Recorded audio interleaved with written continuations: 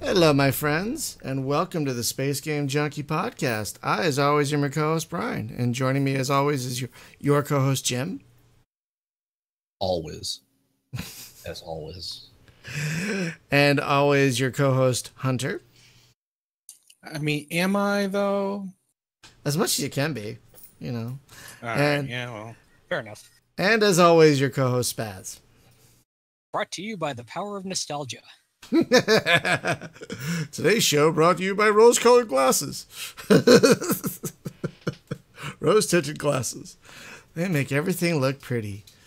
With pixels. Tonight, everybody, we're going to hop in the old DeLorean and go down a trip memory lane. Where we're going, we don't need roads. Way back. Well done.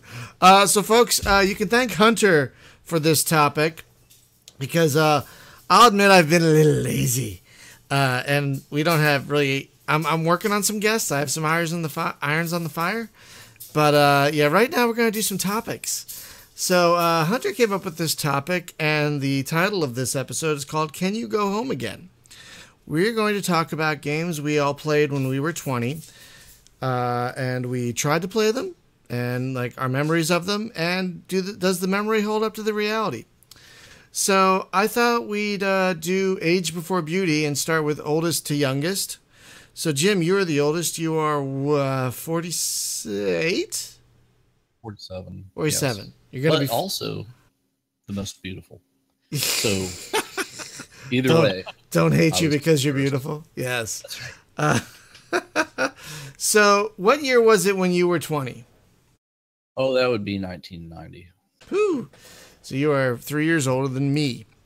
So which games what games do you think about when you think 1990? Strip Mahjong. No. It's fair. You know, it's a thing, right? So what was going on then? Like Super Mario 3, I think, was happening on the Nintendo. Wing Commander came out that year. Yeah, Wing Commander. I remember like walking into Electronics Boutique in the mall, and they had. It's like, oh my god! Oh, it's not on the Amiga. It later did come out on the Amiga. Did you watch the video that I put up of playing Wing Commander on the Amiga? I didn't have time. Sorry. Yeah, dude. Oh yes. Go in the chat there. I time stamped it to like right there, where the guy that's playing it is shooting. And you can see it's clearly 2 frames a second. It's brutal. And that's Amiga 500 trying to play Wing Commander. That I'm sure people paid full price for that. Wow. So then I played it on a neighbor's PC, and I was like, oh god, it's time for the Amiga to go. Because it's that. But there's that other game that's in there that is called Epic. And Epic is pretty amazing. That's from Ocean, yeah, that was a great game. Yeah, and did you play it on PC? I assume, right? Yes, I never had an Amiga or anything. It was just like the graphics were super smooth, right? Because Amigas, I was used to like low frame rates, right? You'd be playing Falcon at like 10 frames a second or whatever. But the things that were like specific made for the Amiga, like I think the game that sold the most Amigas was FA-18 Interceptor. From I think that was Digital Integration. Yeah, I was always really jealous I couldn't play that. I really wanted to. Oh man, it was amazing. It was smooth like glass, man. Yeah, but that's because it was made specific to that platform. So they were getting, I don't know, 30 frames a second or whatever out of that thing, and it just looked like nothing else. So yeah, it was good. Yeah, so I was playing a fair stretch of Amiga stuff, and I still had my Commodore 64 and 90, so there was a lot of that going on. And it's like, you know, what did I play on the Commodore? What was on the Commodore? That was, I had, you know, I was like in part of, it was like that circle of friends, right? That like we were all a bunch of Wares kids, so we had basically like a giant trunk full of floppy disks. Yeah. You know, What's you on know, this one? I don't know. Put it in. Let's find out. floppy disks, 20 cents a piece. Yeah, I'll buy them 100 at a time, and right. So yeah, everything that was on the Commodore 64, it was very much a product of its time, right? Because not a lot of the stuff had a lot of depth that was super arcadey. And then you get over into the Amiga, and then you're actually able to play some stuff like Falcon and whatever over there. And then, yeah, I played a lot like Gunship on the Oh, on the C64. yes. Yeah, Yes. Gunship 2000. I'm not sure when Gunship 2000 came out on the Amiga. I played a lot of the original M1 Tank Platoon. Mm-hmm. I played an embarrassing amount of that. So, and it was great. And it didn't matter that it was a really low frame rate because it's a tank. You go slow anyway. Yeah. Yeah. And there was this one tank game. I think it was called Armor Command or something. It was like if you took M1 Tank Platoon and crossed it with Battlezone, and it was a like a futuristic Carrier Command? like sci-fi. No, it was you drove a tank, and it was kind of like Battlezone, right? But it was a fleshed out tank. And at the end of the level, like a spaceship would land and drop a ramp, and you'd drive up in the back of it, and it would fly you to the next level, which is pretty hot. Yeah, that was pretty cool. It was like Psygnosis was doing, they were at like the height of their game right then. So they were doing all that cool Amiga stuff, Shadow of the Beast, which honestly, it had great music. The gameplay was not, it was interesting to look at and really cool to listen to, but it was no fun at all to play. Yeah, I don't know, man. It's like, as far as going back and playing stuff to see if it stands up, some of the Amiga stuff you can play today. Well, all of it you can, right? Like if you go to one of the ROM sites that's got like a giant archive of Amiga stuff. What's the big emulator? It's fine. UAE. Yeah, that's the big one. Yeah. It works great, and the Amiga controls are essentially a PC keyboard. So it's not like whenever you have a Commodore 64 emulator and it's like, oh wow, what are these keys? Yeah, because it had keys like not at all like a PC. But yeah, the Amiga thankfully was basically a PC keyboard. So, but I fired up Federation of Free Traders. So they had the original Elite, and it was more like Elite Plus because instead of being wireframe, it was actually shaded polys. Right, that's the first. That's the first version I played. Yeah, I remember Elite Plus very fondly. So that was cool. And then they came out with Elite 2, which was Frontier. Which what was the version after Frontier? It was First Encounters. Yeah, yeah, which was essentially Frontier anyway, right? With slightly better graphics and more bugs. Yes. Yeah, yeah, but it's yeah, and they basically started you in an Eagle, if I remember, because that's whenever you play Pioneer Scout, they start you in an Eagle as well. So you started in a dinky little Eagle. Yep. Yeah, and honestly, if you get the urge to play Frontier, Elite 2, go find not just Pioneer, but actually get the Pioneer Scout Plus. Oh, because that's the one that's most true. Don't play Jump Drive. Whatever you do, don't play Jump Drive. Do not play Jump Drive. Oh my god. I don't even remember Jump Drive. What the hell was that? That's the one that just came out. That's the one that just came out. It was Paragon. Oh, and then it got renamed. Yeah. That pile of garbage. Oh my god. Yeah. Holy shit. No. Yeah. Wow. I think what it was is they basically acquired that game.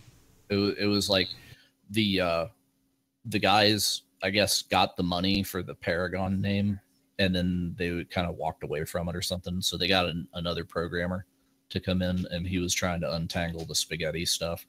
And it was just like, I guess every time they touched the game, it exploded or whatever. They actually, I remember that.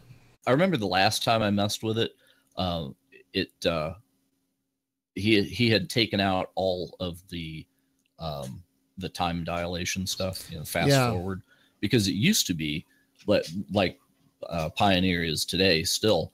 Whenever you're flying somewhere, it would just, you'd speed stuff up to like 10x and it would just zip over there and then slow back down and you'd dock and stuff. But the thing is, with Frontier / Pioneer, the majority of your flying, it's not like Elite Dangerous, right? The majority of your flying is on autopilot, because halfway there you have to turn 180 and retro burn to slow down. So you just let the computer deal with that stuff. And, your travel does not happen in real time. There is no super cruise, kind of like Star Trek warp speed stuff. So if you're going to go there, it's like you take a mission and it's like, oh, I'm at Earth and I have to get to Mars and I've got like a week. Yeah, well, if you got fast enough engines, right? But that's a week of real time. So you got to time dilate and zip out there. So that I think that's probably why they changed that for the multiplayer game, because you couldn't have different players doing different levels of time dilation stuff. So we got instead. It's not unfair, but that's but not, also time dilation. You don't want to try to manually control that thing. No, you'll crash and burn. Yeah. So that was on the Amiga. And then there was another thing, and it's super obscure, and it's called Federation of Free Traders. And it's basically a stone cold ripoff of Elite One. Basically, it was a lot more colorful. So what it looks like is that game from Origin called Space Rogue. It looks a lot like Space Rogue. Oh my God, it does. I'm looking at the Moby. Yes. I'm looking at the Moby Games page right now. Holy crap! It looks a lot like Space Rogue. Yeah, so I fired it up on my Amiga emulator today, and it kind of holds up, but I would probably rather play Elite Plus at this point, or Lite, which is the open source reboot of Elite. I would play that a lot more than this thing, because you're dealing with like 5 frames a second, and it's not very performant, and it's very difficult to hit things. And so they did some interesting weird stuff. So there's a console that you bring up with the F8 key, and it brings you to a DOS window, and it's got a command prompt. And it's like, well, what do I do? And you can type help, and then it gives you like a list of commands. So you can actually type to the ship computer, and then you type in net, and then it asks for your login, which I think is probably like from a code wheel or God knows what, right? That's their protection. And once you get past that, then you can actually send messages to other ships.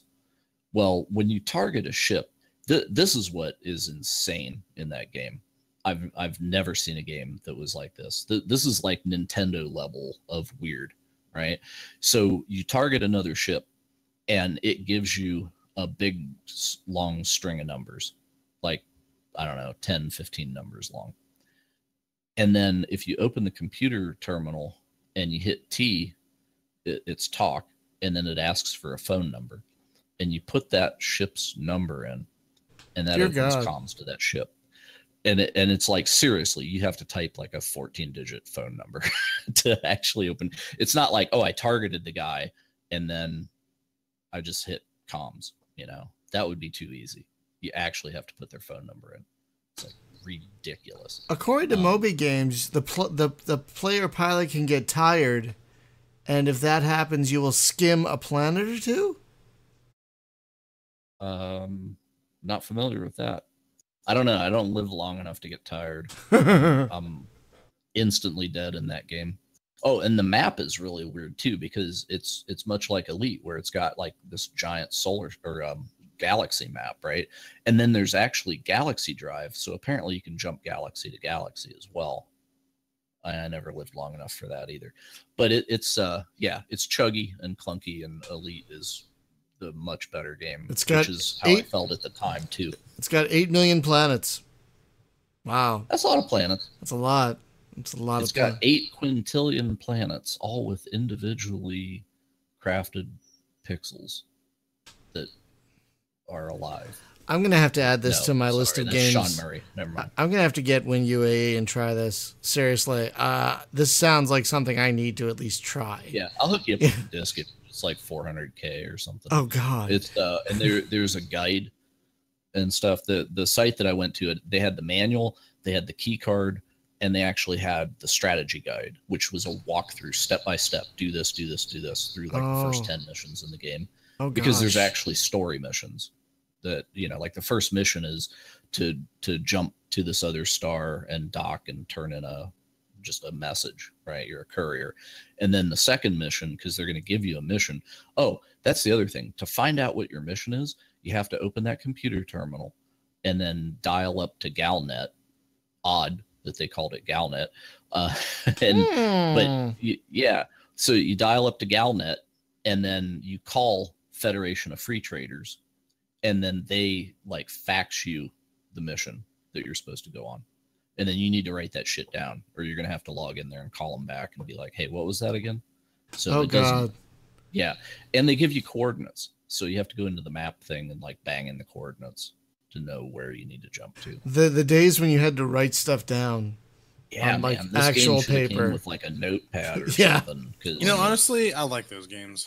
Yeah. You know, what's weird Certain though, charm to that because So it doesn't hold your hand. so there's a group of RPGs on the Nintendo DS. I forget what they're called. They start with an E. And when you're playing them, you actually have to draw the map because, you know, you have the stylus. Oh, right? Etrian, And you got the I lower screen. believe. Yeah. Yeah. Etrian Odyssey. But to me, that's kind of ridiculous. Like, why do I want this so tedious that I have to draw the map down there? Because it's like every time I take a step, then I got to be doodling on this thing. So this game's going to go Because slow. it has a stylus and you're supposed to use the second screen and yada, yada, yada. I tried playing one of those when I first got my 3DS, and yeah, I couldn't deal with that. I saw. Well, you see, where this kind of stuff comes in handy, though, was games like Myst or Riven, right? Oh, God, yeah. Like, I remember in Riven, it dawned on me, because I got, like, the collector's edition of Riven when it came out. And like it came with like an empty notebook, and I was like, well, this is interesting. I guess I can have a journal or something. And like I'm playing the game, and I'm like, all right, I know what that notebook's for now. Like you gotta write shit down. Like totally. you have to figure out the whole numbering system. There's like a whole numbering system in the game that you had to like decipher because you needed it. Right. Oh boy, yeah. I've never actually had to put in an NPC's phone number before so that I could call them ship to ship. That's Hey, Space Girl, what's your digits? You up? New number, who dis?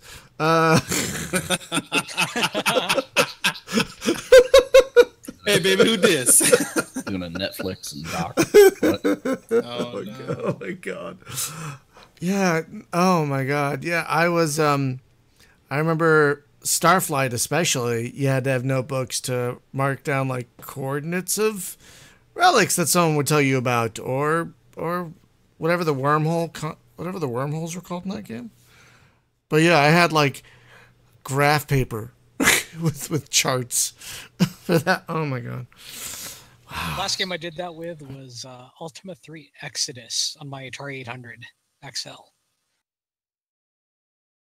Oh. Because you did have to have notes for pretty much everything. Oh man, Same sort of thing. If you didn't make notes, you were screwed. Can you imagine if they asked gamers to do that today? Just as a quick tangent, like you have to have a notepad open when you play this to take notes. I think gamers would lose their shit. I don't even know if I want to go down that road and talk about that. I'm gonna throw something. I wouldn't do it. I wouldn't play that. It depends on the game, but like I would say that your bulk of your gamers, the gaming industry in general has grafted more towards the casual, and so that's not like a negative thing necessarily. I'm just saying like you don't have that kind of style. Right, yeah, there you go. That's a good way of putting it. I wonder if that Objects in Space game, you know, that super ultra like submarine in space game that's supposed to be coming out at some point, I wonder if they'll do something like that. That'd be kind of awesome, actually. Here's two other ones that I played. Starglider from Rainbird. And that was essentially that level in the Star Wars arcade game where you're flying on the surface of the Death Star shooting the towers. It's a whole game of that. Yeah, I Mixed remember. with Stellar 7 and kind of a battle zone thing, right? Do you remember Stellar 7? Oh God, yes. Dynamics. Yeah, man. So this was basically that. They were just like, what if we were playing Battlezone, but we're flying an X-wing? Yeah, that was basically it. So it was great. And then that Major Motion, which is the best Spy Hunter ripoff you will ever play. Major Motion. Was that the guy's name? Major Motion? I don't know. Like Major Dad? They just, you know? Yeah, I know what you meant. I just had never thought of that. And asshole. Major I'm trying asshole. to get it out of my head now. But yeah, man, serious Oh my God. rip off going on there.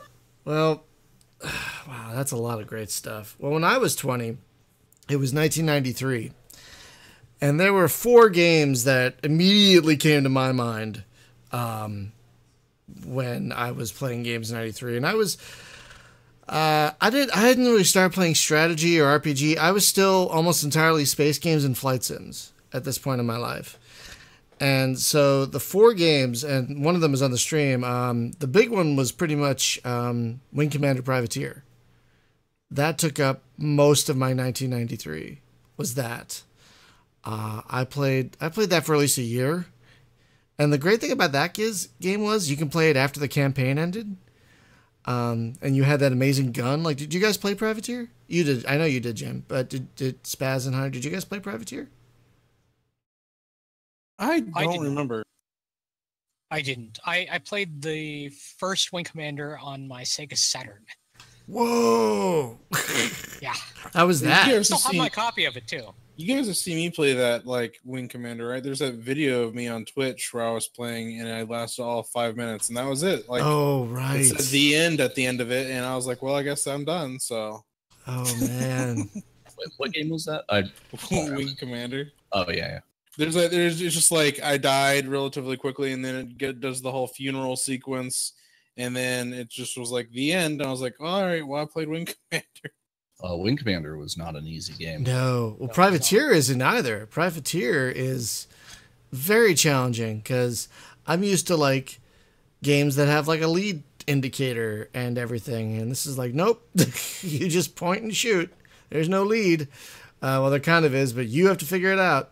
And it's a very challenging game because they basically start off with a fairly maneuverable bucket that you have to upgrade. And upgrades are expensive and take a while through missions to gain. The funny thing is, like, you don't start with a hyperdrive. Like, you can't leave the system. If you start in the system with 2 mining bases and an agricultural base. And that is meant to be, like, not a tutorial, but, like, you're supposed to really get your bona fides there. And, like, if you leave that system when you're not ready, as I did in the Let's Play that I did this week, you will get your ass pummeled in moments. So this game did not mess around. And at one point, like, I got really infuriated with it because I, like, upgraded my shields. And so suddenly the game upgraded its enemies. Like, enemies that weren't that hard to take out. All of a sudden, I'm, like, spending 5 minutes killing one of them. God damn it. But the thing is, I want to keep playing it. I want to play more. I was like screaming at the game the last time I played it, but like it's got its claws in me. Like I want to play more. It still is one of the best games of its type, really. Even 20 some years later. So what about the Gemini Gold reboot of Privateer? I'll have to try that. Or is it the same? I think I don't. It's been so long since I played it. I'll have to like. You know what I should do? It's definitely playable. That's for sure. Yeah, you know what I have to do? I will add that to my list to play after Privateer. Like, I just played Privateer, let's play this. And that's a great idea, actually. I think you should flip back and forth, like do an hour one and flip to the other. Oh, no. And that way, and that'll save you. It's like, if it's the same, stick with the new thing, right? I think Because that'll be too much of a. I think that'll be too much of an exhausting roller coaster. Like, it's not so hard. Oh my god, it's not so hard. Oh my god. I'm not sure if I could handle that. Well, no, I mean, if it's the same game, right? Because it's the same deal at the beginning of it. I don't know how the progression of it goes, but you got no hyperdrive, and you're like, flying wheat and furs back and forth to the agro base, or the agriculture thing, the planet and the station, back and forth until you can afford that hyperdrive. See, what gets me in that game is my survival rate through that bullshit phase was damn near zero, because the first time you get jumped by a pirate, if you haven't upgraded your guns and stuff, which is hard to do, right? Because it's expensive. Put much on that thing, yeah. And it's just like, hey, give me your cargo. Bonk, bonk, bonk, bonk, bonk. I also hated the the sound effects. Bonk, bonk, bonk, bonk. Yeah, when you hit the shield is just wonk, wonk, like two ping pong balls being hit together or something like that. Yeah. It's so it's like bad. It's almost But as I bad would as it's almost as bad as the Star Rangers sound effects when you got the Yahtzee cup when you hit someone's shields. The dice in the cup. God. That's a certain kind of glorious though, because that's just stupid. But it's not irritating. It's just true. It's true. just like, what the hell is that noise? But this thing, wonk, wonk, wonk, wonk, wonk. Yeah, no. Yeah. Not good. It sounds like Atari 2600 pack. If you decide to play again, my tip to you, because I remember doing this, sell the missile launcher, because it's useless, and buy another laser at least. Just or maybe a couple of mass drivers, like right off the bat. You'll have a better time. Okay. But yeah, and I think that's what I did too. Is that I Oh, had really? 2 lasers. Oh the no, upgraded laser. the lasers are like But- you're scratching them. You're not even hurting them. You're like ow, ow, Yeah, ow, that's ow. kind of how I was feeling. Yeah, you're not even hurting them. Yeah. But But I would die. It's like, okay, well, I spent like an hour trying to get up to that hyperdrive, and I'm dead. Damn it. yeah, It's like, all right, I'll go play X-Wing. save every time you dock. But the thing is, that's the other game. Save's coming. That's one of my other games of 1993 is X-Wing, and I played some of that. I played both the DOS version and the 98 version. Tell us, Brian, does it hold up? I mean, that's a known quantity. You took the cheap Honestly, after playing TIE Fighter, it's hard to go back to X-Wing. Yeah, because it's puzzly. Well, not just that, but It's not just that. there's some quality of life things in TIE Fighter that X-Wing doesn't have. Like in TIE Fighter, when you look up your mission, in like when you're in a mission, you look up your objectives. It's a simple list, right? Like it's just a simple list. This is great. In X-Wing, you have to fucking read the fucking 2 or 3 pages of your briefing to figure out what you're like. No, I don't want to do this in the middle of a thing. Yeah, and also X-Wing. It's like you're carrying around a clipboard with you. You got to read the whole thing. Exactly. Well, how many times in playing through X-Wing did you run into missions that were, and let's not even talk about the medical frigate, because they patched that later. There's massive apologies from Dave, but Yep. because like, thanks, Dave. Dave Westman, the developer, the guy who designed all the missions. Yeah, but Love the guy. even Love you, past Dave. that, even past that, right? You would get to missions that when we were playing X-Wing versus TIE Fighter, and then we ran into that, like, defend the frickin' rebels while they reload and don't let the Imperials kill the asteroid or the ship or the other thing, right? So you got to be like 3 places at once, which took severe wingman control. And I think that's why we were losing, right? Is because if you just had AI wingmen instead of humans, then you could just hit a key and they'd go do their thing, and they would probably be much more efficient than your friends. So, Goddamn friends. God damn it. Oh my God, though! But how many times did we do that? Screw mission you, like Kyle. there was times, man. X-Wing, you'd grind a mission like all night long, and it's just like, what the fuck does it want me to do? If I recall, didn't X-Wing, when you died? Like, you actually, if you didn't back up your pilot file to another disk and you died, that's it. Is that? Am I remembering that right? Yeah, because there was a pilot restorer program that you could download. Oh my God, yeah. Because I think you were done, and like I think people went up in arms about that. Like, I just spent 18 hours on this guy. Yeah, I had a little DOS script that back the guy up for me. I did it manually. yes. Like every mission, I'd quit, copy that PLT file to another floppy, and then go back every damn mission after the first time that happened. Because god damn it. So it's tough to play X-Wing after TIE Fighter because one, TIE Fighter is honestly a better game. Two, I think it has better missions, and I think the dogfighting is better. And it gives you more tools. Like the targeting display in X-Wing is just terrible. It's like the target is okay, the target shields are down, the target has some damage, the target's dead. That's all it tells you. Whereas in TIE Fighter, you get like all kinds of useful information on the targeting display on that MFD. It's great. So they learned a lot, I think, from X-Wing to TIE Fighter, and it shows. But now we're going to get into flight sim territory. Another flights, I played two flight sims a lot in 1993. The first one was Tornado, Digital Integrations Tornado. Did you play that one? Did. Yeah. The most interesting thing about Tornado was whenever you had to time your strike packages. The mission planner. They flew like different routes and stuff, but you had to make sure that everybody had the same time on target. Yeah. But spaced out enough that they didn't collide with each other. Exactly. So that was the interesting part. The actual flying, whatever. I enjoyed Flight of the Intruder more than that. Oh, Fly the Intruder was great. That was another great one.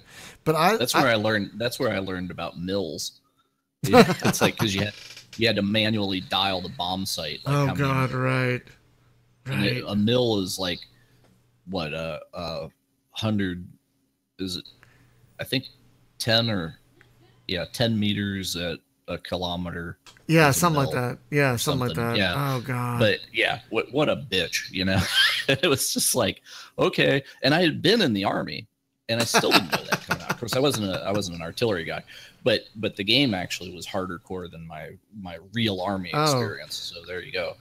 That and like Mega Fortress are like so seared in my memory for how hardcore they were. Yeah, Mega Fortress was like a band. No, it's a B.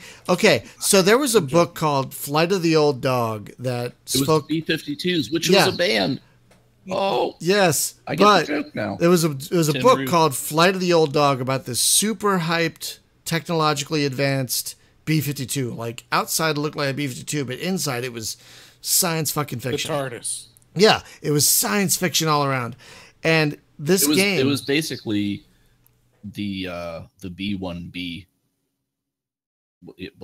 But a stealth kind of version, but it was a B-52. So it was the bomber that was like the test bed for the stealth bomber. Yeah. And it wasn't really stealth, but it was like, I forget I read the book. Did you ever read the book? Oh yeah. It was quite interesting. Oh yeah. It was a great book. Yeah. There were actually multiple books in that series followed the main guy, the pilot guy. He had a whole like career after that. But I bet you like that game for the same reason that you like Die War, because it's like you can actually go sit in the different chairs. Yes. And it's like almost like a submarine sim where it's like it's a flying submarine sim. Is exactly what it is. And the last mission I'm gonna sit at the sonar station. I'm gonna sit at the Yes. And the last mission in the game was the one from the book, the big like Russia infiltration mission that was in the book. That was the last mission of the game, and it was so hard, but it was so great. But the other flight sim, I mean, Tornado was really great. I love bombing. I love attack and bombing. So for me, Tornado was great. But the other flight sim I played a lot of in '93 was TFX, the precursor to EF 2000. Which I linked that today from my Amiga exploring as well. Oh, TFX. I played it on Amiga. Yeah. So TFX was the first game, or was it X-29? It was X-29 like Interceptor, and then it was TFX, and then after TFX it was EF 2000, EF 2000, and then F-22, 2000, and then F-22. No, then TAW. Air War. There was F-22 before Total Air War. Remember, there was the F-22 sim. Yeah. There was the more linear. There was a bunch of F-22 sims. So there was F-22 them, and then there was iMagic or IF-22. Yeah, it was IF-22. Yeah. Yeah, they did IF-22 and then Nova Logic. Was it them? Yeah, they did 3 of those. Logic had one, Yep. which was IF-20 or was F-22 Lightning, Right. which was like they had their F-16, their MiG-29, and then the F-22 game. And you could play them all in multiplayer. Yeah, which they sell them on Steam. I know, and it's not super great, but it works. And F-22 is like one of the few games that lets you arm nuclear weapons. Like I think there are only 2 or 3 flight sims that let you drop nuclear bombs, and that's one of them. Yeah, and of course, Flight of the Old Dog. And Flight of the Old Dog was all about delivering the nukes. It's too bad you didn't have Slim Pickens like riding the nuke with his cowboy hat on the way down, because that would have been the best. Oh, the other one was, remember that hardcore F-16 sim, Back to Baghdad? Remember that one? I did not ever play that one. It was a real fucking challenge. It was on par with Falcon for fidelity. It was the only thing is it was a linear game, so it wasn't as fun. It was. Do you remember A10 Cuba? Oh hell yeah! That was the smoothest. I think I still have it. I never saw a game fly that smooth as back then, but that was Dynamics as well, wasn't it? That was Activision. A10 Cuba was Activision. It was Activision. Dynamics had 2 of their own A10 games. There was like that was A10 Tank Killer. A10 Tank Killer, and then like A10 2 Silent Hunter or something. You know, yeah, I got that with my first 3D Accelerator. Was the second A10 game. Oh wait, no. So Sierra published it. Yeah, but it was Dynamics who developed it. Yes. Yeah. Yeah. It was a damn fine looking game for that day. Oh god, yeah, it was. That was another game that I could play at blazing 5 frames a second on my Amiga. Yeah. Oh man, I miss those games. See, this is when I liked flight sims, right? Because if you tell me like, hey, let's get out DCS and fly some A10, my lip starts to sweat a little bit. It's just thank you. Okay, that's supposed to be really fun, and I profess to really like these games, but do I want to do that tonight? Is that what I want to do with my life this week? Well, but dude, if they had like A10 Tank Killer level of like accessible, simple, like USAF, my God, somebody please remake USAF. Well, I think Denny Atkin, our buddy Denny, put it best, where he's like, there are plane simulators and there are pilot simulators. And those kind of games are more pilot simulators, where you're in a theater, you're doing missions. The flight modeling you're not worried about what every knob does. Exactly. You're more like I'm worried about tactically, like exactly. Should I zig or zag or what? And sadly, because of the fucking rivet counters, who I still hate, they're the ones that have ruined flight sims, because now everything has to be like IL-2 and DCS, where damn it, Wagner. Who cares about the missions? It's all about the fidelity. I want to make sure I twist that knob just right to take off the plane, because the fuel has to be mixed just right. Oh, yeah, it's like I'm still angry. I'm still angry. Guys bored of that Crimea map after 20 years. Oh my god. I mean, like they're the ones that drove. They're the ones that drove Andy Hollis, who made Longbow 1 and 2, still some of the best helicopter flight sims ever made. Straight into the asylum. Yeah, they're the ones that drove him out of flight sims entirely. And it still makes me mad to this day. So rivet counters, I hate you. I found out, speaking of flight sims, Wild Bill Steely lives right down the road. I had no idea. Oh, if you ever see him, tell him I say hi and I love him. I will. I'll give him a big. Say what you want about Interactive Magic. I loved so many of their games. I loved their flight sims, Dynasty, War Inc. They had a bunch of crazy shit, but I loved all of it, man. I love their stuff. You know what I ought to do is because I know where their office is, right? I should just go over there with like a dice cup full of dice and just like rattle it and just be like, I'm hitting your shields. I doubt anyone would know. I doubt anyone would know what you're talking about. But yeah, I know. But then I'd be in jail. Probably. But those are my games from 1993. So, Spaz, let's move on to you. Well, you were 20 and what? Oh, what? What year did USAF come out? I was 97, I think. Hang on. Oh yeah, that was U.S. Navy Fighters 97. Never mind. Well, what year are you talking about for you? when you were. Oh, talking. U.S. came out. USAF came out in 1999. U.S. Navy fighters and all that. That was like 97. Yeah, Jane. Oh, yeah, okay. That was much later in the game than I thought. I thought yeah. That stuff was one. out, That was like, their last one, wasn't? No. There was that. There was that World War II one, but that was like, it was that and F-18. I think were their last. Okay, Like, so what year was yours? 93? 93. Yeah, I was 20 in 93. Yeah.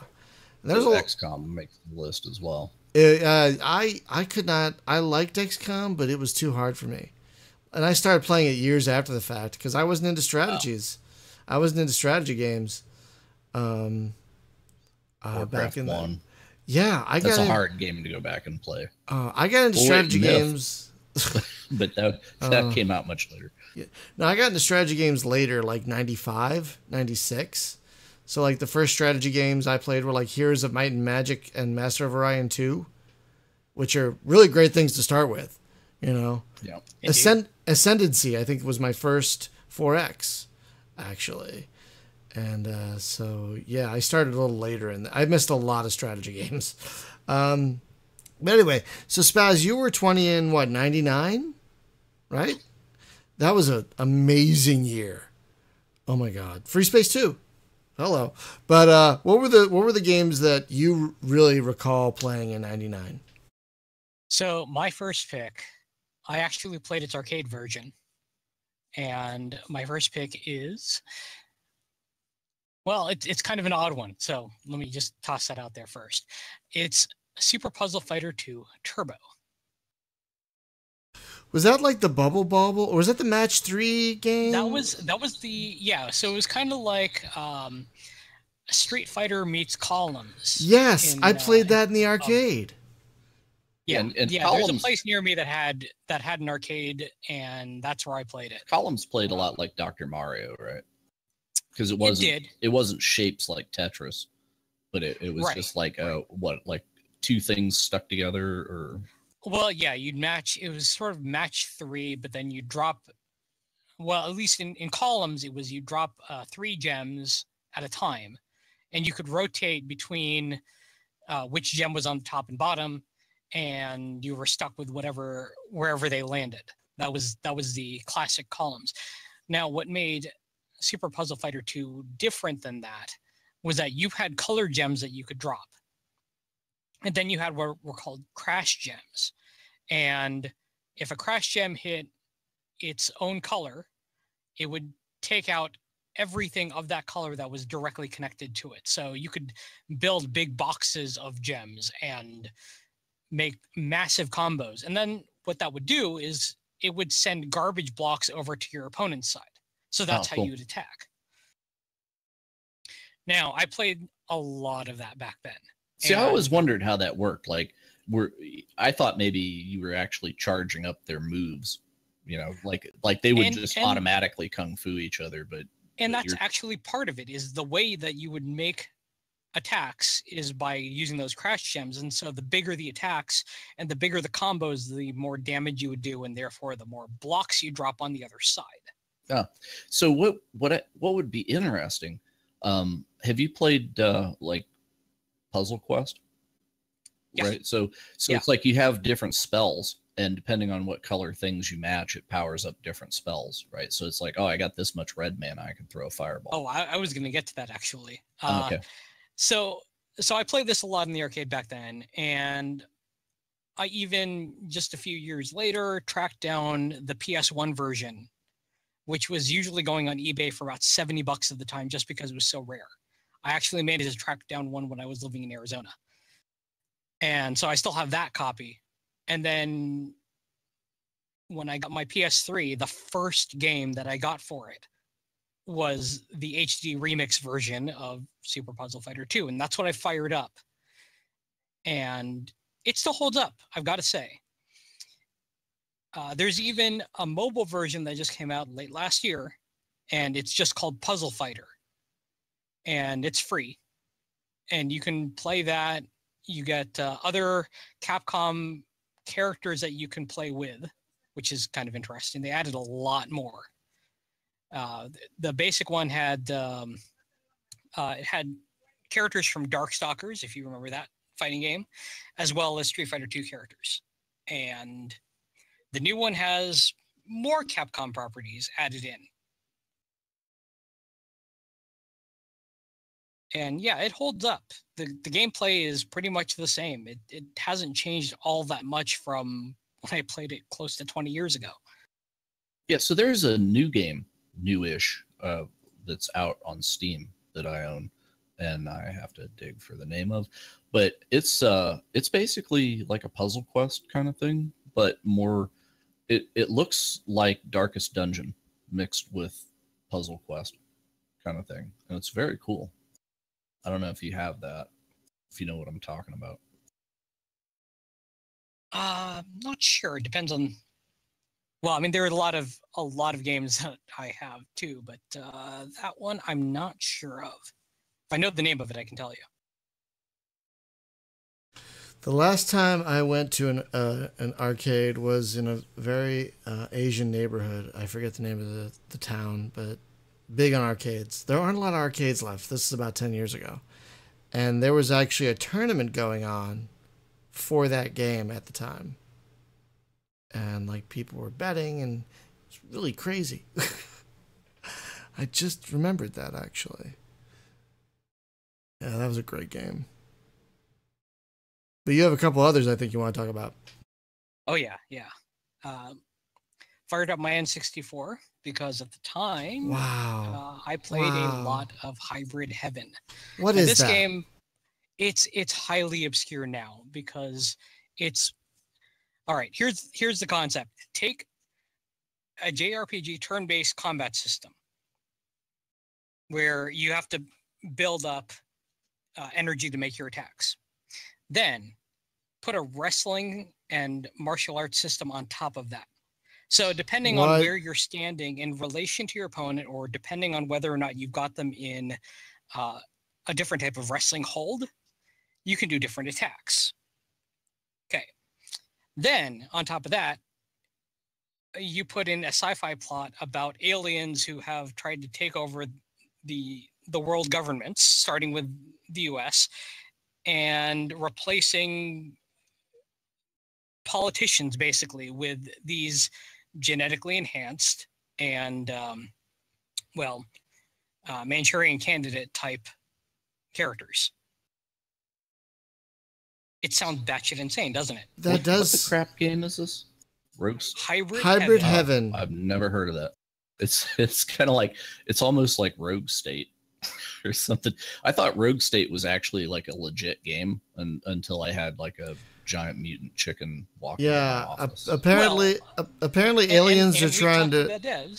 Apparently the aliens are trying to replace the U.S. president with a clone, and you have to fight these aliens in a wrestling. So you've got these different types of enemies to fight that are genetically engineered, and depending on how you fight them, you gain different moves. So if there's one that's focused on kicks, you can gain kick type moves by watching them do their action. So it's kind of there's a meta game in progress that every time you go through the game, you'll fight these different enemies, and then you can learn more move sets. You can stack up to 5 types of attacks at once, and then you unleash these combos. And depending on how you take out your opponents, how efficiently you take them out, how many combos you pull off, that adds to your score at the end of the game. Now, the game itself was just so unique. I mean, there's just nothing in terms of that mix of combat styles and JRPG action that I've ever played since then. So unfortunately, it doesn't very well hold up. Was it just glitchy as all hell when you were playing it? Because I'm watching a video of it here, and it's like, wow. It looks like those highlight reels where people are like, hey, here's a Bethesda game, and here's a character whose head turns like a corkscrew and whatever.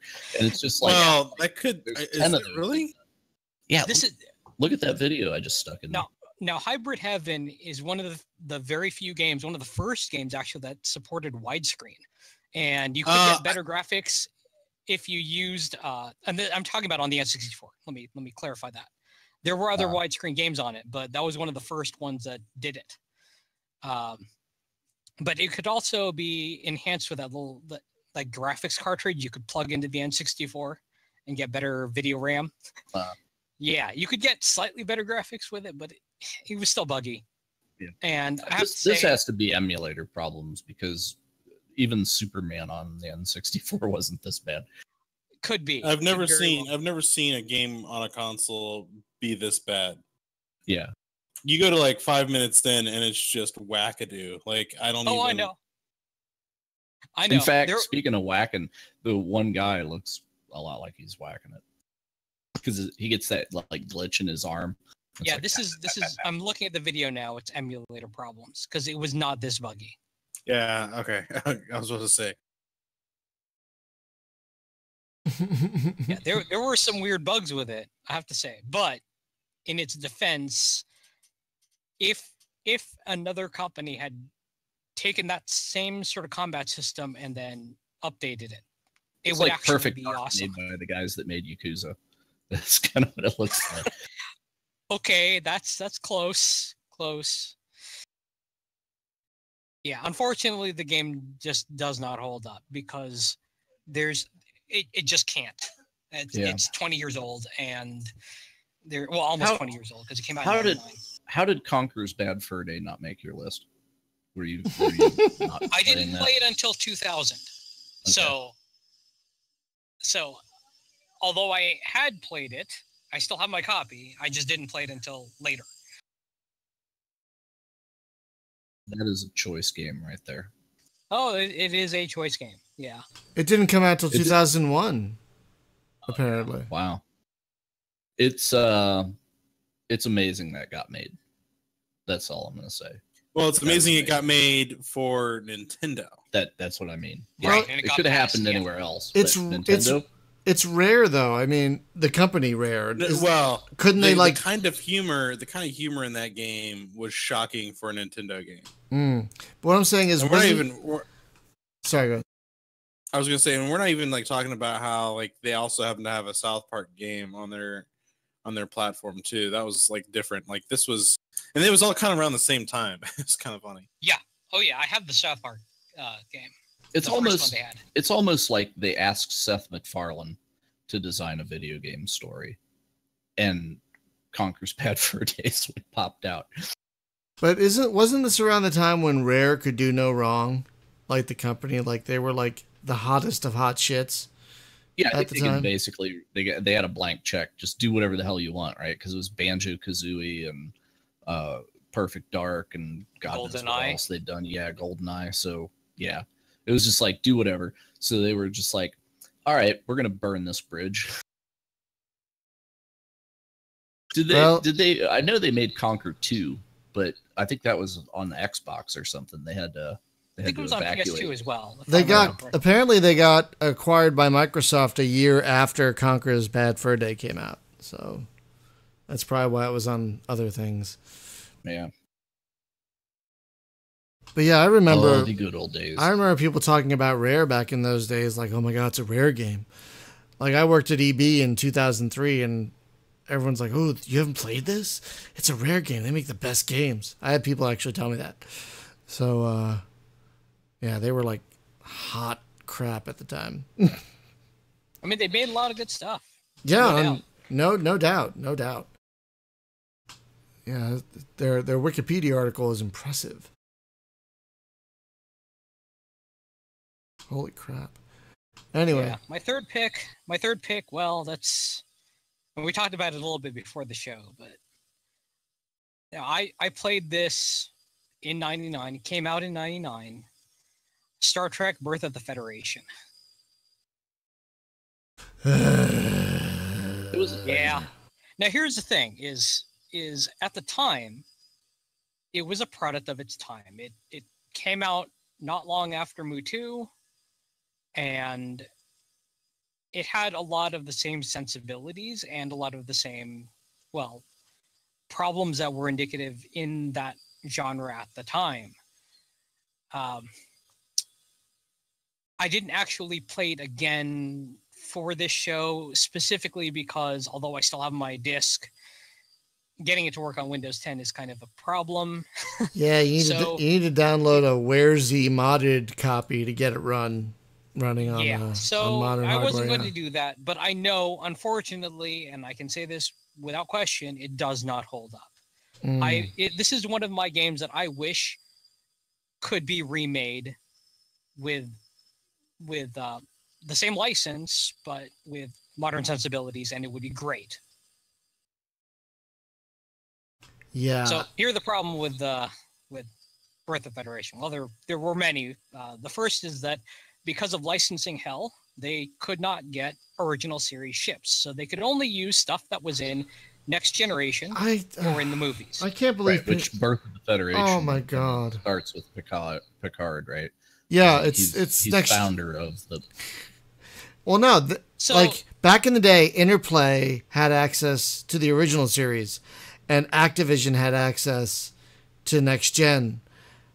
Why? Yeah, and I think that's I don't the deal. know. Like Paramount had license Well- for original series, and then somebody else had Next Gen, right? See, this is the problem that we're actually running into today. Sorry for the tangent, but Star Trek as an IP itself is so freaking like convolutedly split by licensing. It's ridiculous. Like Mhm. that's why. That's honestly that's one. It's not the reason, but it's one reason why the Star Trek 2009 series was so vastly like visually different from anything that we've done before. Not just because they're trying to be different, because they were, but it was also due to licensing. Like they couldn't make anything look like it did before. And then like anything with the new Star Trek, the Discovery show is the same kind of thing. Like there's also licensing BS with that because of how everything's going on. It's crazy. Like I don't understand how people don't want to make money and they're just like, no, we control this, but you're not doing anything with it, and I'm going to do something that's going to make you money anyway. And Yeah. soapbox off. No, I No, mean, it's a valid it's- concern because, well, there's so much that could have been done with, and I'm going back to Birth of the Federation. They missed out on a lot of opportunities because they couldn't use the original series ships unless the ship itself, like say the Excelsior class, showed up on Next Gen. They couldn't use it. which They had is DS9 ships in there. They had the Defiant. Well, yeah. okay, they had the Defiant. They had a few of the Cardassian ships, and they had the design of DS9 as a station. Welcome was- to Bajor. But they couldn't use any of the original series ships, so they lost out on so much that they could have done. Yeah, And then the real problem of the meat of the game was the micromanagement. So to lay this out for you, every turn you had to manage your colonies just like with any other 4X, except that it took forever to micromanage because you didn't have a canonical list you could go through and say, okay, well, this is what this is building, this is what this is building. Okay, cool. I don't have to worry about that. You had to manually go through every planet to make sure they were building exactly what you wanted to. Because if they built something new, let's say increased their manufacturing capability, and then they suddenly built something else, and your queue was empty, then you'd be wasting turns for that particular colony. Yeah, And sounds like it didn't have a very good notification system. it did, but it wasn't great because it would give you a list of all these events happened, but that would be it. The other problem was the AI was highly, highly inconsistent. When the Klingons were losing in battle, they would sue for peace. When they were winning, they would just trounce you, right?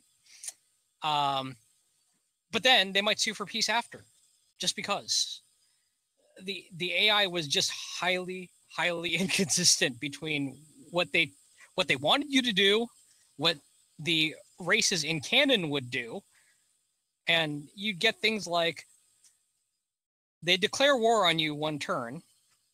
A few turns later, you could find peace with them. You could sue for peace and get it. And then they'd hate you again for some reason. And it was never really explained why. They would just kind of seesaw between political stances toward you. Yeah, what was that board game that they made that was it was basically the Klingon border, right? And I can't think of what it was. It was basically like a stare down between the Federations and Klingons. Oh, it's Federation and Empire. That's what it was. I'm shocked that nobody has made Federation and Empire as a PC game in all these years, because it's Star Trek Risk, kind of. Yeah, kind of. Yeah. Man. It just seems, I don't know, man. It seems like a natural. Like if you're trying to make a Star Trek conflict strategy thing, it's the trifecta: Federation, Klingons, and Romulans, right? And just do it. And there have been other Star Trek board games in that time. Ascendancy is the one of the newer ones, which it's kind of a reskin of another game, but that's okay. It's a good use of the license from everything I've seen. Haven't played it myself though. Right. Oh man, yeah. That's when I played Birth of the Federation for the first time. I was really disappointed in how poorly it handled the exact thing you were talking about with the colonies.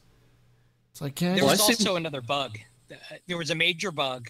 It was never fixed, and it was that after about 60 to 80 turns, you would start getting major slowdown in the game.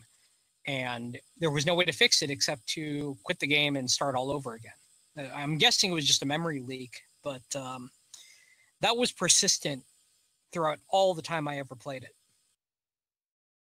Well, that's infuriating. Oh yeah.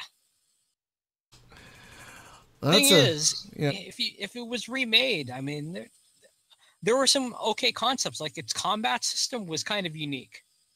Its combat system was interesting in that if you only had a few ships in, the other side had a few ships in. It was turn-based. You could give orders to individual ships to have them do different maneuvers, and depending on you're facing toward the enemy and they're facing toward you, and the maneuvers they chose, it would be a little bit more dynamic of a combat system than, say, something like Endless Space, where it's not really dynamic at all. You could actually choose maneuvers. So that was kind of cool. But then when you got into fleet battles of 50 or so ships on each side, it was just blobs.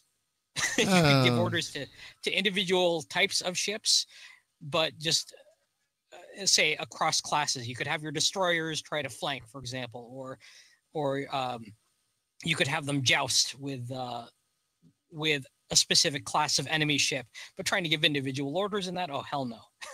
No. It sounds like the 3D battles in Star Wars Rebellion, kind of a similar thing. Like the strategy game is fairly solid, the tactical stuff is kind of garbage.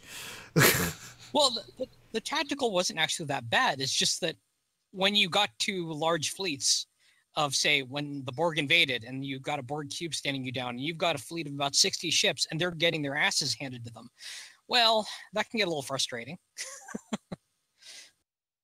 That's true. Oh, that's a good mix, though. Consoles and PC. So, Hunter, you were the youngest among us, and you were 20 in 2007? Well, I technically turned 20 at the end of 2006, but like that's December, so we'll just call it 2007. All right, you have the same birthday as my wife. That's right. That's right. That's right. She is also 31. Yeah. No, she's a little older than that. You dirty dog, you. You have that 2006 Christmas bonanza there. You know, it's really, you know, people were like, "Oh, you're like a December kid, so like it must be hard with Christmas." It's still early enough in the month that it's separated. Like I've never, I never felt that. I'm saying not about that, but I'm saying that is the holidays is when all the games, the AAA shit drops. So you actually get 2006's AAA drop as well. Well, I didn't really look at the 2006 though. I was specifically looking at 2007, and like in that 2007 year, I mean, boy howdy, I could easily have done 2006 stuff too, but 2007, Jesus, like, so as a 20-year-old, I was pretty stupid. I was technically living on my own, but like dad in his somewhat infinite wisdom decided to give me a credit card. And it was for emergencies only, you know, if I ever needed to bail myself out of a situation. But boy, did I use that thing a lot at GameStop. It was an emergency. I bailed out my need for video games. Oh man. But you know, that aside, I always paid him back. Yeah, in 2008, you were like, "Where is that guy?" But in all honesty, though, 2007, God, there was a lot of games I was playing. And, you know, I was also pretty involved. There's like a bunch of gamers I played with in the area that I was living with at the time. So there was a pretty avid gaming community. So I was playing a lot of stuff. But of the stuff that came out in 2007, that I definitely played, I'll just run through it. I'll focus more on some more than others. So a big one that I was playing through a lot was Day of Defeat Source, which originally Day of Defeat was out of that mod thing that came from Half-Life, right? So you got like Team Fortress, Blue Shift, Opposing Force, Day of Defeat. That was like the orange box, right? Yeah, Counter-Strike. Those were all mods essentially that came from the original Half-Life. And so then Valve picked those guys up and kind of made official games out of them. And so Day of Defeat Source is based off the Source engine, which is Half-Life 2. And so I played the crap out of Day of Defeat Source. I was part of a gaming group, so I did a lot of that. But on top of that, Red Orchestra games come out of that, or is that a separate development? Red Orchestra was initially a development from Unreal Tournament, if I'm not mistaken. I think they were originally a mod from Unreal Tournament. I could be very wrong there. Okay, because that's the one that had like the trench war stuff in World War II and the tanks and everything. Right. I'm just trying to remember where that actually came from, because God, I want to say that was an Unreal mod. Yeah, Red Orchestra mod for Unreal Tournament 2004. Yep. Oh, there you go. Released in 2003. That's when that's. Yeah. So there was some crossover to me. There probably was, because Team Fortress, if I'm not mistaken, Team Fortress was originally a Quake mod, if I'm not mistaken. Yeah. And then I think they then ported that over to the Half-Life engine for the Half-Life stuff. So yeah, anyway, because the Day of Defeat stuff, it was like I was really hot on like Medal of Honor, and then the Day of Defeat stuff came out, and it was like, Medal of what? No, I'm playing Day of Defeat, man, because it was so better. And it was just like, I mean, hours on hours, just round after round of like capture the flag, map capture points. Like I did, you know, I was playing with guys where we had like our own custom maps that, you know, we had groups of guys making for the mod, and you know, so I did a lot of that. So that was kind of like, that consumed a huge chunk of my time. And then, of course, in 2007, the Orange Box came out. So we got Team Fortress 2. We got everything that kind of came with that. Portal. You had Half-Life 2 Episode 2. You know, all that kind of stuff. So that was kind of a big deal. Another big one that kind of, it was like first person shooters and real-time strategy games were kind of like the thing that I was doing at the time. So another big one that came out was Enemy Territory Quake Wars. Now, so backing up. Oh yeah, you're singing my song there. I love Quake Wars. Now, backing up real quick, if I sadly missed that one, by the way, Quake Wars. Can you fill me in on? I keep hearing how awesome that one was. I'll get to that one real quick, but okay. Like going back real quick to Orange Box and Day of Defeat, like all that stuff still really kind of holds up today. Like there's probably more modern shooters that have better like features and functionality to them, but like as like just a great LAN party game, like I still feel like most of those Source games still hold up today. In my opinion. But anyway, moving on. Enemy Territory Quake Wars. Now, boy howdy, was this a thing? And it was a good thing. And honestly, I think it was like almost slightly ahead of its time. because you get a lot of this kind of gameplay today in other games. Like, I mean, you talk about like what Battlefield 3 was doing, Battlefield 4 did. Yeah, did it come out about the same time or slightly before Battlefield 2? Battlefield 2. I think Battlefield 2 was 2005. Okay, it was right after that then, because it essentially it was the Quake version of Battlefield 2. It could have been a Battlefield 2. Yeah, mod. Battlefield. God, I'm so good. It was 2005. You're Damn, right. I'm good. Damn right. So Battlefield 2 kind of had that thing going, and then like Enemy Territory kind of picked up on that same kind of gameplay mechanic.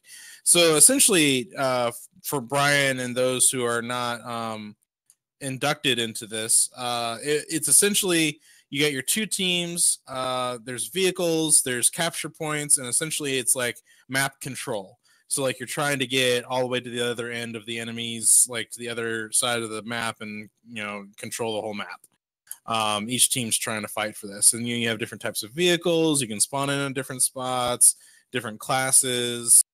And if you were ever like a fan of like Quake in general, it was a nice like upgrade from Quake 4, if you will, to this. Because Quake 4 I didn't think was all that great of a game. It was all right.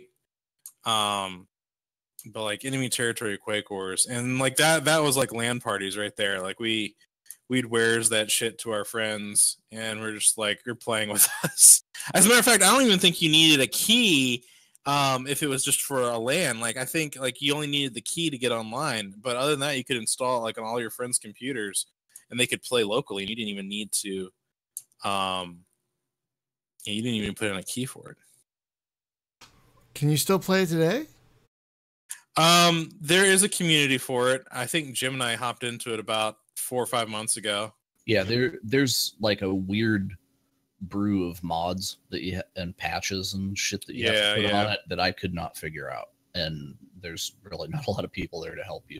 But I saw, they had a server that had like 40 people on it. So they're playing it. But I got my fill just playing against bots, because the bot stuff in there is multiplayer. So. It's good. Yeah, the bot plays good. So if you ever want to have like a fun, just like single player playing against bots, it's a good time. And the bots can be annoying. Like they can like in their challenging kind of way. Well, they shit talk you too. Which that's right, they do, because that's kind of like the realm of like Unreal Tournament and Quake. Bots would talk shit to you. The thing that I thought was magic about it is it was a very dissimilar multiplayer. It's like whoever's playing the Strogg, they're freaking like, it's the Borg, right? Yeah. So it's basically your standard 20th century soldiers with M16s fighting the Borg. Yeah, that's right. And the Borg have mechs. And they sure do have mechs. Oh my god, they got a jetpack and mechs, and the doctor guy that could basically heal guys by shooting them, and they had all the cool tricks, right? And and it was very alien, so a lot of their tech stuff. And then the humans were just good luck, good luck with that. Yeah. So, but they had, it was like the standard stuff, sniper class and the demolitions engineer guy and whatever. It's like, have you played Battlefield 2? You've played the humans in this. So that's straight out pretty of much what it Battlefield is. 2. So M1 tank quads. Wow. I'm just now, hold on a second. Sidebar. I'm just now looking at the chat over here in Discord. Hey guys, I'm sorry if I'm disappointing with my like young 31 years old over here. Jesus, like in my house, I'm the old one, so like. Well, funny. So hang on, this Quake Wars thing, Enemy Territory. You can't get Quake Wars you speak of. It looks great. You can't get it digitally though. It looks like you can only. You can if you know where to look, but it's one of those. It's like legally you can't get it almost anywhere. Like it is. It's one of those games where it's just like, why did this never? I think for a while, at one point, you could have gotten it on Steam. I think it's like one of those games that had at one point been offered on Steam and you can't get anymore. Yeah, It's like people who got probably something like right. That. Well, it's like those people that had like who bought Star Wars Galaxies through Steam before Galaxies died. Like technically that's still in their Steam library, but like you can't find it anywhere else on Steam. Yeah, that's usually what happens when a game gets pulled. If it loses its publisher, then yeah, people a reason who have that it in their happens library, too, they still have it, but they can't do anything with it aside from nobody else can buy it. And one thing that I found out about that is they lose the license to the music that's in the soundtrack of the game, and then they got to take the game down. And it's like, really? Now, you know what would be great is this would, in my opinion, it doesn't in its current state stand up today, but it would if someone was to like Battlefront 2 Classic this game. So if someone was to like make this game playable through like Steam servers, like they did with Battlefront 2, I think it could hold up today. But as it is now, like no. So I shouldn't buy it on eBay for $6 because I love first person shooters with bots. Look, man, for you, yes. I mean, okay. So what I mean by that is like it does play well if you want to play it by yourself for $6. I'd say great, but I'm talking about like the longevity of it for like getting communities built back up to getting like competitive multiplayer back up, like that kind of like what it was intended for with the PvP aspect of it. It does not hold up today because like you can only really play it by yourself, and that's fine. As far as that goes, it's fine. Does that make sense? Yeah, maybe. No, it totally does. I might pick this up like right now. I'm really tempted because I love good first person. I love good first person shooters with bots. For $6, you can't go wrong, really. And also, if your friends are playing with the same version as you might not be able to join whatever cryptic patch server that is, but it's like if you just play base game, you can play with people, like around your friends. Or I'm gonna get it. I think it had a CD key thing, but that's key gemmed around real easy. So I'm gonna get a couple of these out of the way real quick. Supreme Commander came out in 2007. I still to this day play the shit out of that, so that very much holds up. Like I really don't even need to like talk about it. If you don't have it and you like RTS games on like a grand scale and you want to play with me sometime, give me a holler. This game holds up. Yeah, it really does. It holds up really well. People still play that one. People still mod that one. Like, there's that Ashes of the Singularity, and people are like, why would I play this? I have Supreme Commander. Why would I play Ashes of the Singularity? Supreme Commander Forged Alliance. Supreme Commander Forged Alliance came out a little bit later, but like Supreme Commander, hell of a good time. I love it. So I'm just going to go ahead and chuck that one off the list. The other one is, as far as RTS is on here, I have Command & Conquer 3 Tiberium Wars. Now, Command & Conquer 3 Tiberium Wars was a more modern Command & Conquer that we had for a while. And it's a pretty basic RTS. There's nothing too overly complicated about it. The controls are pretty simple. And it still holds up to today, but like I really don't have anything like glorious to say about it other than like if you don't have it and you like RTSs, give it a try. You want something funny? I'd say it was the last good one. I think. Do you want? Yeah, well, I don't know, maybe because what was it? The Generals I thought was great. Generals was good, but what was the one that came after Tiberium Wars? Red Alert 3. No, there was 4, and then there was no. Command & Conquer 4 was the bad one. I did not like Command & Conquer 4. No, I don't think anybody.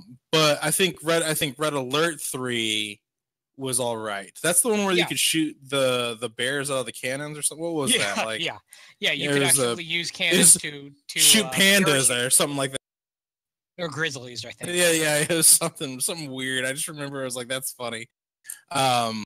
So that one wasn't too bad, but I think 3 was the last, and 3 added a third faction, which was kind of interesting. Yeah, you had The the Alien. Japanese faction. It's kind of Well, no, I'm interesting. talking that about. was. I'm talking about Command and Conquer 3 Tiberium Wars added Oh, the sorry, yes, Alien, yes. Alien faction. Yeah, I was It's- thinking Red Alert 3 for a second there because they did have that. It's kind of interesting Yeah. to bring that one up because I just played it for the first time recently. I heard the expansion has a meta map mode, like some kind of global. It's called Global Conquest, I think. And I Oh, never. you talking about for Command and Conquer 3? Yeah. Yeah. It's a pretty good time. Kane's Wrath or whatever. Yes. So I loaded that up the other day and I was playing. I'm like, this is actually really good. I'll play the base game Yeah. before I do this, I think. So yeah, I actually, because I own that. Origin had like the 18 set. What was it? Like you can buy like for $5 every now and again, like every Command and Conquer They game. have like 20 all like years of- 15. Yeah. Yeah, So the big pack. yeah, Now to address Firm Ace there in the chat, yeah, Subcom 2 was definitely not living up to the hype. And the unfortunate part about the Supreme Commander series is after Forge Alliance, the license went to Square Enix, I believe, because they like teamed up with THQ or something like that. But Square Enix did so, and it was definitely not on the scale that the first one was. Now with some mods and some tweaks, it's a better game than when it first released. But yeah, Subcom 2 is, if you don't have it, don't bother. Moving on from Command & Conquer 3 though, World in Conflict came out in 2007. Now here was a real-time strategy game that fascinated me because I got the collector's edition, and it actually the collector's edition came with like a chunk of the Berlin Wall in it. Yep. And yeah, like a certificate of authenticity and all that other crap. But like it came with a chunk of the Berlin, and so like the premise of World in Conflict was, for the campaign mode at least, like what if the Berlin Wall didn't fall, the Cold War actually escalated, and Russia and the West actually went to war. And so it kind of like picks up in that like mid to late 80s time frame, and it's essentially you're battling on U.S. soil, defending U.S. soil from a Russian invasion, a la like God, what's the name of that movie with the kids? Red Dawn. Yeah, it's very Red Dawn, like not new Red Dawn, like old Red Dawn. So it's very much like. Well, that was John Milius, so that. Oh yeah, same guy. That's right. Yeah. So there's that. And then the style in which it played. So instead of building up like resource gatherers and all this other stuff, you had like a point system that you would use to call in for more troops or more vehicles, tanks, and stuff like that. And the control scheme was very much similar to that of like a first-person shooter almost, when you're controlling the overview of a 3D map. I'd say as far as like a game, it's definitely not broken. Like you can still play it today. It's easy to install. It was even given away for free last year. Yeah, it was even given away for free last year. I would say though that as far as complexity, it's very simple though. It's a very simple game. There's nothing. It's not a lot of. It's not. I wouldn't venture. It's definitely not like your StarCrafts. That's for sure. Or your Command and Conquers. And then I'm gonna skip. Well. Call of Duty 4 Modern Warfare was probably the one of the best Call of Duties that they ever did. Had a great story, and they even remade the damn thing. So they got that going for it, as well as BioShock 1. They remastered BioShock 1. Those both came out that year, and I played the hell out of those as well. So, it was definitely a big year. I mean, I think 2007 was also the year that Halo 3 came out. So there's like a lot of games that came out that year, but those were pretty much the ones that I played through the most. And 2007 was also the first year that I got my taste of a little game. It's not a big deal, but it's this little thing called EVE Online. I don't know if you guys have ever heard of this. It's a little thing. I think they call it an MMO. I'm not sure. Like I kid, of course. So, no, so like that was the first time I got into EVE Online, and then I didn't fully really get into playing EVE Online until late January, early February of 2008. But the account and character that I made back in 2007, I still have to this day. So, And folks, just a side note, we're going to be playing EVE Online this Sunday. that's right. I have recently started playing again for the first time in 6 years. Started a new character, and I've become a little obsessed. I think I'm at a different point in my life where it's like, oh, I want something a little more hands-off that I can listen to a podcast at the same time while I play. Yeah, it's a good time. We got ourselves a nice little corp in there. I've actually pulled out one of my alts from one of the big nullsec alliances, and I'm going to bring him back out to where our corp has its headquarters, and we've been running missions out there and just having fun. So if you guys play or haven't played in a while, it's definitely free to play. They've made a lot of changes for free players to be able to get in there and have a good time. I highly recommend giving it a shot. There's way more things for you to do, or at least find things to do. The agency add-on that they've made it available is really nice because you can find all the different PvE content that's out there. So, Right. And yeah, I'm much more enjoying it now than I ever did last time I played. It's much better for new players. Let me tell you that. It's much more. Yeah, that guide thing that they build in there is very handy. Yeah. yes. And sorry, go ahead. I was just gonna say, like, on top of all that, like we do have other online like groups and different games for Space Game Junkie. So if there's a game that you're playing and you're wondering if Space Game Junkie has a thing involved in it, just give us a shout out. We'll let you know. I can tell you that we've got stuff in Star Trek Online, which we're not really too deep involved in right now, but I mean, if people got interested, I'm sure we could spin that back up. We have EVE Online. We have like our own StarCraft 2 group. So there's a few others out there. So if you guys, I think we have them in some of the emulated MMOs of the Days of Past. I think, what was it? We have something in, don't we have something in Jumpgate or something like that? Or Yeah, we have something in Jumpgate. Thing. Yeah, I have something in Jumpgate. So yeah, we and technically we have something in Elite, but I have something in Elite. Yeah. Could we go a whole show without saying it? I don't know. We also have something in Star Trek Online, apparently, from what I'm. Yeah, that's what I just said. Yeah. Oh, thank you. I missed it. Yeah, I apologize. I have something in Elite. I finally got my Anaconda. Right. I did. Oh, I'm flying it right now. So let's talk about the winner of our contest. Yes. We had a little contest that Spaz thought up, where people write in their story about their nostalgia, and we choose the winner.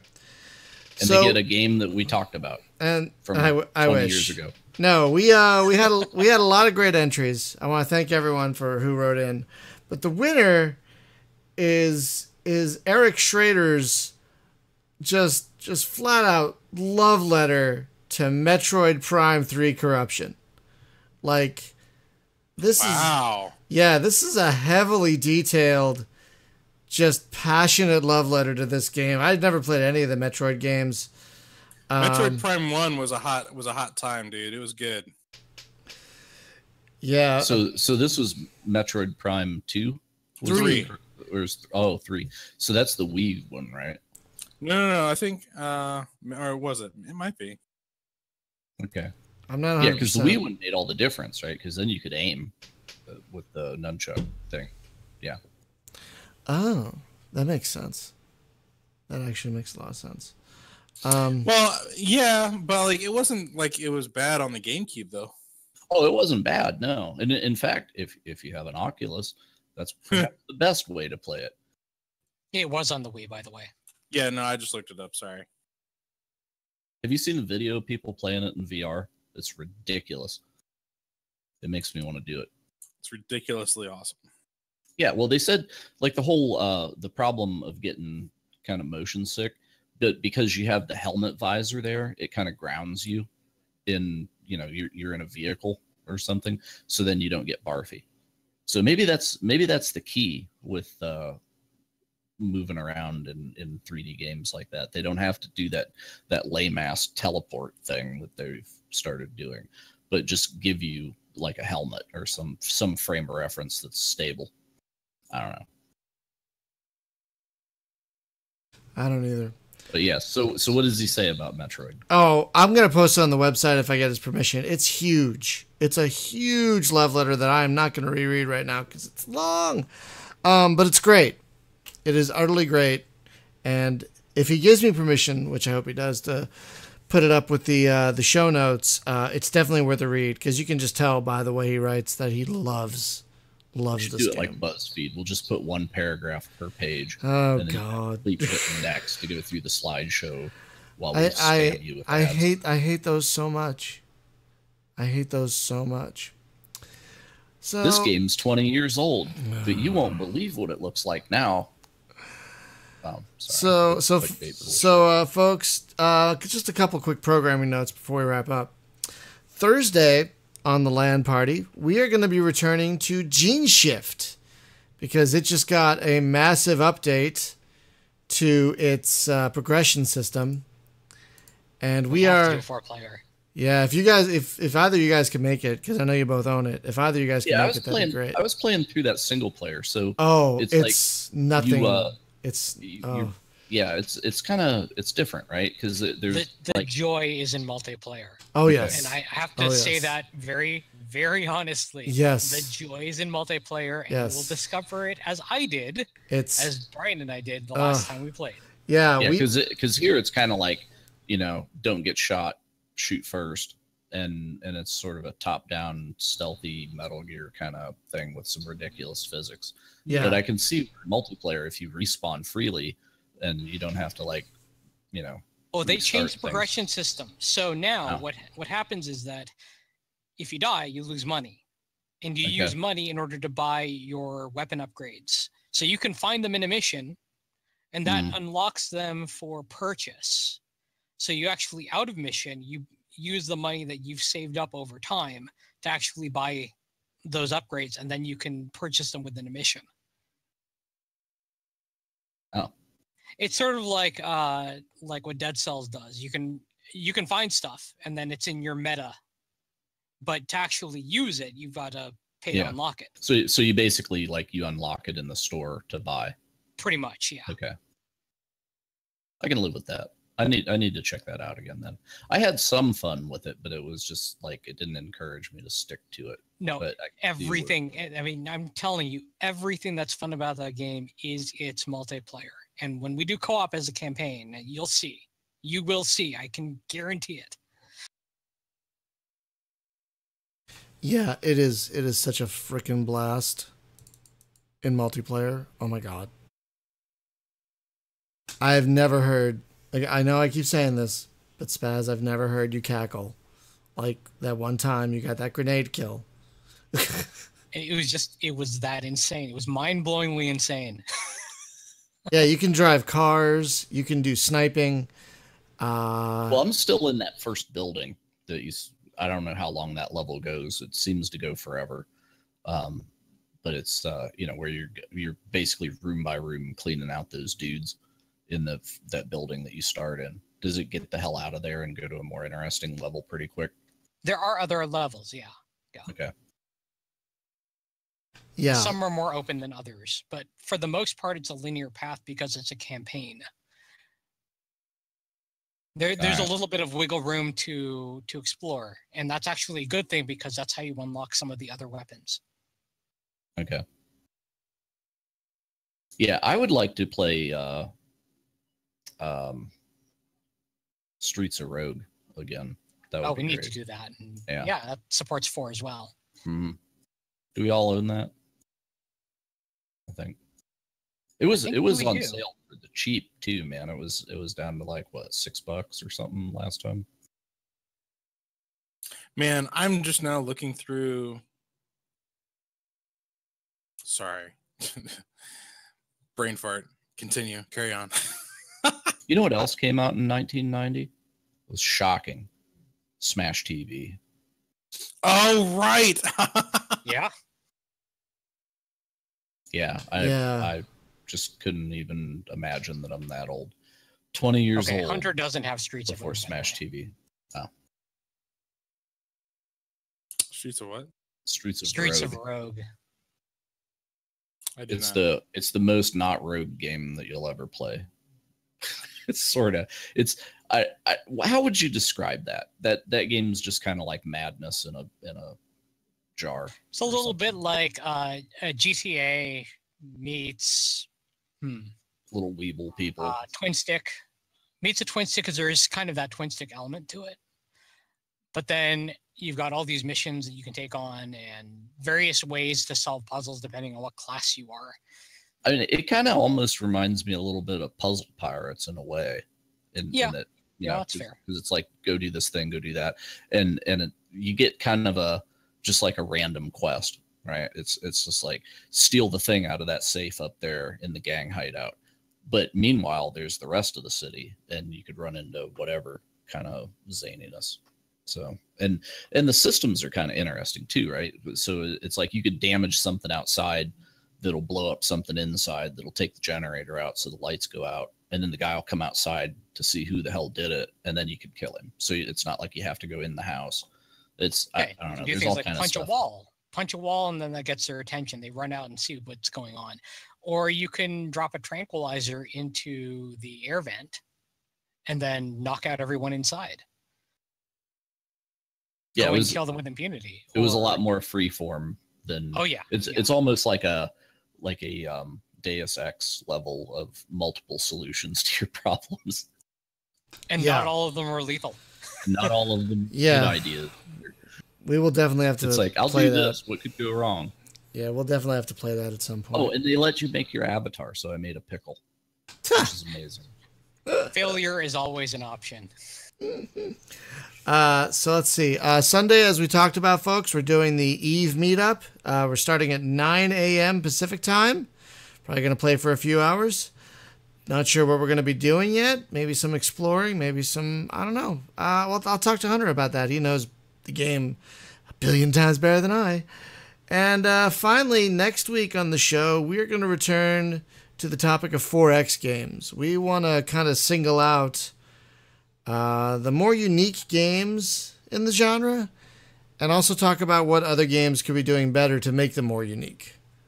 So, You know, when I think of 4X games, I think Yeah. of Apollo. Never mind. oh, When I think oh, of 4X, oh, I get oh. the sensation of standing on the sun. An effervescent breeze through my With a beer wing, in through my hand, hair. because they have beer on the sun. So I've heard.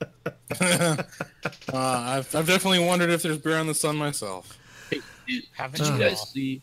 I put a link to this place that they'll do Xbox 360 controllers, and they put, you send them like a picture that you want on it, and they will transfer the picture onto the 360 controller like permanently, however they do that magic.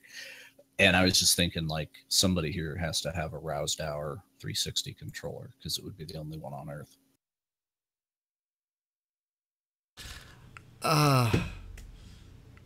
Yeah, that makes sense. Why wouldn't anyone have that? I wonder if they have video games on the sun. Probably not. The consoles probably overheat. Yeah, you get the red ring immediately. Well, folks, Bash. thank you so much for listening tonight. This is a great topic, Hunter. Seriously, this is a really fun topic. A lot of games to talk about. That was a lot of fun. And special thank you to our Patreon subscribers. You helped make this happen, and I plan on thanking you a lot more. Plus, we're also trying to figure out some special Patreon stuff for 2018 to make you feel more special and to hopefully get some new ones. So thank you, Patreon subscribers. And if you're not a subscriber, you can go to patreon.com/spacegamejunkie. Oh, by the way, final thing for those of you listening on YouTube. I know someone who listened on YouTube told me they didn't know there was an actual site with an actual MP3 version that you can download and subscribe to via like iTunes and stuff like that. They didn't know that. because I never talk about it. So if you're listening to this, and I thank you for listening, don't forget you can go to iTunes, you can go to Stitcher, you can go to Google Music. There are Or if you have Beyond Pod on your Android device. Yeah, I was about to say Pocket Cast has it as well on Android. Yeah, exactly. There's just even just a plain old RSS feed for your podcast catcher. Thank you, Fernando. Fernando found us on iTunes. But yeah, or if you want to go to spacegamejunkie.com and click the podcast link, all the links to subscribe are there. So we have a multitude of ways if you want to subscribe in your podcast catcher to listen to the show, so you're not stuck on YouTube listening that way. The audio actually is a little bit better on the MP3 version because I put it through a level thing called Levelator. So it's probably even a little better than this. So yeah, if you haven't subscribed to the MP3 version, please do so. Yes, Minnie Merkel, you didn't know either. Exactly. So yeah, we have MP3. We just need to talk about it more. That's all. We have MP3 downloads that are usually available a couple of days after this is made live, usually on Thursdays or Fridays. So please. Cool Space Club. We don't talk about Space Club. So yeah, if you have not subscribed already, please do so. And again, thank you everyone for listening. Russia, Space Club subscribes to you. We're the Space Bunch. And we went to orbit Uranus. Sorry. Sorry. But thank you, everyone, for listening and subscribing and everything. Oh, really, Fermion? Because I know I'm on Google, but if you say just Google Play the Space Game Junkie, you'll hear the latest episode. That's great. That's really cool. I didn't know that. That's awesome. But yeah, thank you, everyone, for listening and subscribing and Patreoning. And we will see you next time. Have a great night, everyone. Bye-bye.